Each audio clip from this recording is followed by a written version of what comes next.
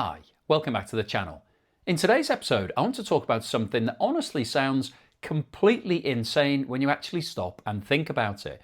Because Russia is now warning that the situation at Europe's largest nuclear power station is approaching what it's calling the point of no return. And this isn't some abandoned Cold War relic sitting in the middle of nowhere. This is a gigantic nuclear facility with 6 reactors that used to generate around 20% of all of Ukraine's electricity, a facility worth tens of billions of dollars, one of the most important pieces of infrastructure in the whole of Ukraine. And right now, it's sitting in the middle of an active war zone.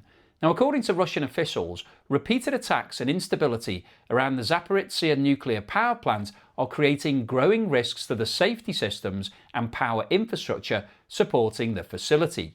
Ukraine, meanwhile, argues that Russia illegally seized the plant in the first place and is effectively trying to use a nuclear power station as a military shield. And this is where the debate becomes genuinely fascinating, because what exactly is Ukraine supposed to do here? If another country invades your territory and captures one of your most important strategic assets, are you simply not allowed to fight back because damaging the facility could create a nuclear disaster? Because if that's the case, then nuclear power stations effectively become military protection zones during wartime, and that creates a very dangerous precedent for the future. So today we're going to talk about what's happening right now at Zaporizhzhia, why the Russians are suddenly issuing these warnings, how close this situation really is to becoming a disaster, what the economic consequences could be for Ukraine and Europe, and whether this gigantic power station could realistically ever be brought back online again. But before we get into the details of all of that, could I ask anybody that hasn't subscribed yet to please hit that red subscribe button? Do it right now while I'm talking. It does really help me with the algorithm and also puts a smile on my face. And for those of you that's been missing graphs and numbers recently, don't worry, we've got plenty of economics to talk about in today's video. Now, the Zaporizhzhia Nuclear Power Plant is located in southeastern Ukraine on the banks of the Dnipro River. And this thing is absolutely enormous. It has 6 nuclear reactors with a combined generating capacity of around 5.7 gigawatts. To put that into perspective, this single facility was capable of producing enough electricity to power around 4 million homes every day. Just one power station. At full operation, it generated roughly 20% of all electricity consumed in Ukraine. If you think about that for a second, imagine if the USA or the UK or Australia or Canada suddenly lost 20% of all electricity generation overnight. You would have soaring energy prices, massive strain on the grid, factories struggling with supply problems, increased imports, pressure on the government, and huge economic disruption. And that's effectively what's happened to Ukraine. Now, when Russia launched the full-scale invasion back in February 2022, one of the key strategic objectives was taking control of infrastructure, because modern wars are not just about land anymore. They're about electricity, railways, water systems, fuel supplies, industrial capability, economic pressure, and Zaporizhzhia was one of the biggest single strategic prizes available anywhere in Ukraine. Russian forces seized control of the plant in early March 2022, and since then we've ended up with this completely bizarre situation where Europe's largest nuclear power station is operating inside occupied territory in the middle of an active military conflict. And over time, all 6 reactors have gradually been shut down. So this gigantic facility is no longer generating commercial electricity for Ukraine. Now, one of the big misconceptions people have is that once a nuclear reactor is shut down, the danger disappears. That is not how it works. Even after shutdown, the nuclear fuel continues generating heat, and that means cooling systems must continue operating continuously, and the cooling systems need electricity. That's the really important point here. Even when the plant is not generating electricity, it still needs electricity to remain safe. And this is where the current situation becomes genuinely worrying, because according to both Russian statements and international monitoring reports, the external power systems feeding the facility have repeatedly been disrupted during the conflict, and on several occasions the plant has reportedly lost external power completely and had to switch over onto emergency diesel generators. Now just stop and think about how insane that situation actually is. Europe's largest nuclear power station relying on backup diesel generators in the middle of a war zone.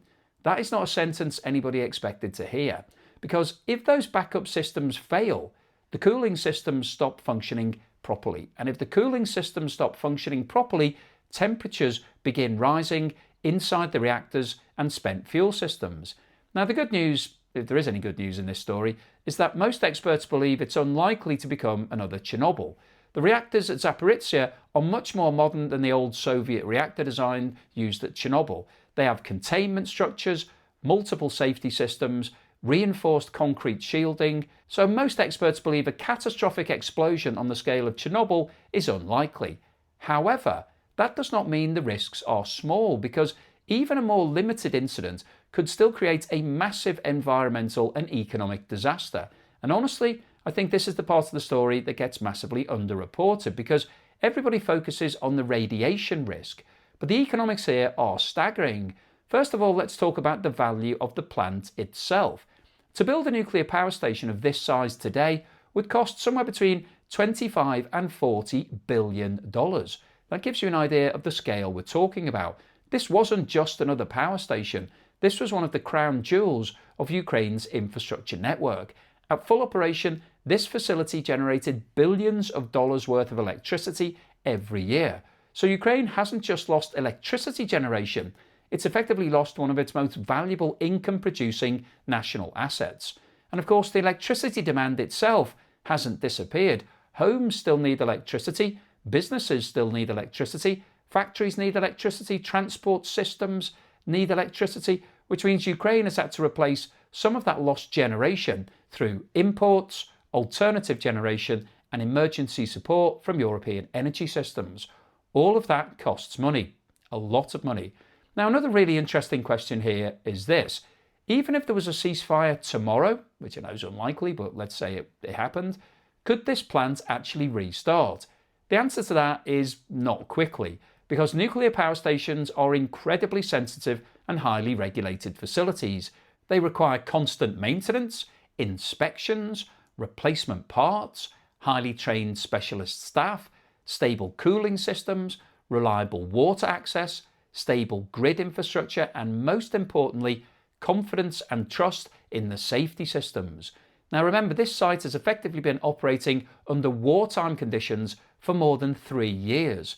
There are concerns about maintenance standards, concerns about staff fatigue, concerns about supporting infrastructure, concerns about the condition of some of the systems. And there are also wider questions about whether the Ukrainian electricity grid itself could currently support the full reintegration of the facility. So even if peace suddenly broke out tomorrow morning, experts believe it could potentially take years before Zaporizhzhia is fully operational again. And economically, that's hugely important, because Ukraine may not have just temporarily lost this asset, it may have effectively lost it for the foreseeable future, maybe even forever. And this is really the tragedy of the whole situation.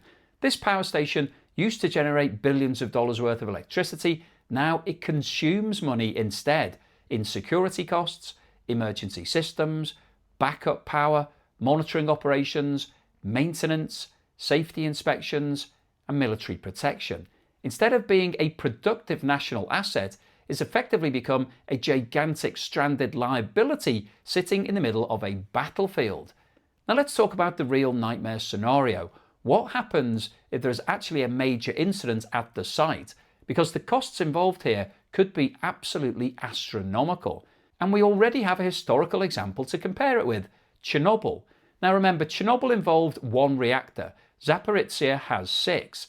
The estimated long-term economic costs of Chernobyl vary massively depending on methodology, but some estimates place the total impact somewhere between $250 and $700 billion over time. If you just think about that number, hundreds of billions of dollars. Belarus alone reportedly spent over 20% of its national budget dealing with the consequences of Chernobyl during the early years after the disaster. 20%. And decades later, governments are still spending huge amounts of money on healthcare, cleanup operations, contaminated land management, and resettlement programs. Now imagine a serious nuclear incident happening in the middle of modern war in Europe. The consequences could be enormous. Large-scale evacuations, contaminated farmland, water contamination, longer-term exclusion zones, massive cleanup operation, damage to food supply chains, pressure on European energy markets, and potentially enormous economic disruption across large parts of the region. And importantly, you don't even need a full reactor meltdown for this to become a huge problem. Damage to spent fuel storage systems alone could potentially create major contamination issues. Now, another massive issue here is liability, because who actually pays if something goes wrong? Ukraine says the facility legally belongs to Ukraine. Russia physically controls the site. Russia claims the territory now belongs to Russia. The international community largely rejects that claim, and the IAEA, the International Nuclear Watchdog, only has partial access to certain areas of the facility. So you've basically ended up in a situation where nobody is fully in control, but everybody blames everybody else. And if the worst happened, there's a very real possibility that cleanup costs would ultimately fall largely on Ukraine and Western taxpayers, because realistically, does anybody seriously believe Russia would voluntarily pay hundreds of billions of dollars in compensation? I don't think so. And this is one of the reasons why this story matters so much, because this is no longer just the Ukraine story. This is a European economic story. This is about energy security, infrastructure risk, government finances, food supply chains, insurance markets, investor confidence, and the future of nuclear energy in Europe, because Europe is currently trying to expand nuclear generation as part of the move away from fossil fuels. But if a major incident happened at Zaporizhzhia, public confidence in nuclear energy across Europe could collapse overnight.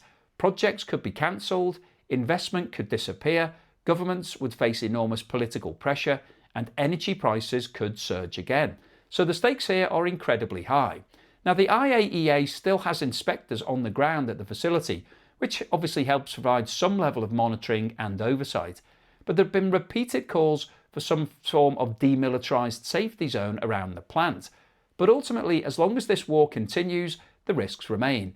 And at the end of the day, what makes this story so dangerous is that nobody really has a good solution. Ukraine can't simply abandon its own territory.